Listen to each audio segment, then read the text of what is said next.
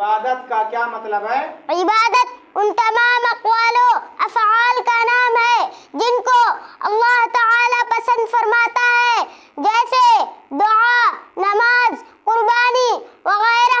دلیل: اللہ تعالی کا ارشاد ہے قُلْ إِنَّ صَلَاتِي وَنُسُكِي وَمَحْيَايَ وَمَمَاتِي لِلَّهِ رَبِّ الْعَالَمِينَ۔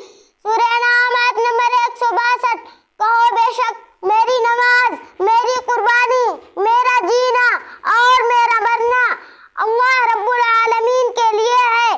رسول اللہ صلی اللہ علیہ وسلم کا ارشاد ہے قال اللہ تعالی وما تقرب الی عبدی بشیء احب الی مما افترضته علیہ۔